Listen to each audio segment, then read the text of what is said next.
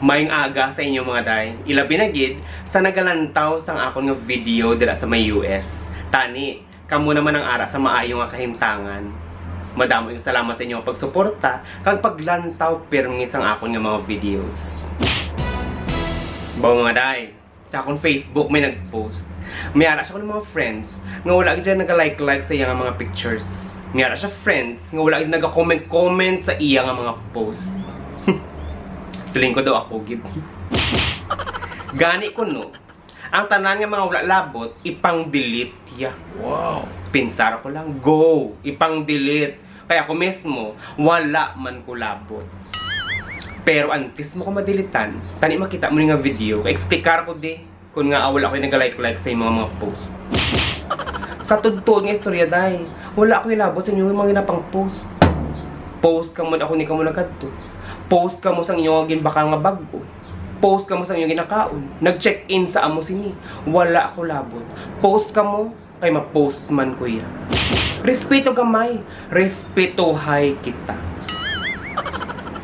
Pero hindi ko lang mabaton ang akong ging kahibladan kag ang akong ging kainitan sa tanan. Day, nag-post ka sang inyo patay. Gin-post ni mong itsura sang inyo patay. Seryoso ka, day? Wala gina tani problema mag-post ka sang lungon. Mag-post ka sa simbahan. Post sa prosesyon hasta sa sementeryo. Post sa pansyon. Dalas-dason ni mong resepsyon. Wala ko labot, day. Pero inang pag-open ko sa akong Facebook, nagbalandra ang picture sang inyo patay nga nagapiyong-piyong sa sulod sang lungon. Seryoso ka, day? Hambal sang tarong.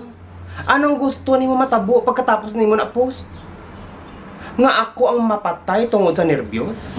Nga ako ang mapatay nga hindi ko katulog sang hala ka paminsar sang itsura sang inyo patay nga ara sa sulod sang lungon nga nagapiyong?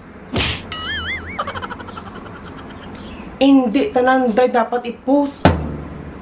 May mga bagay nga dapat lang kamo i-post. Amo na ginahambal ko, respeto gamay, respetohanay kita. Ginarespeto ta kamo kahit syempre kamo na matyan.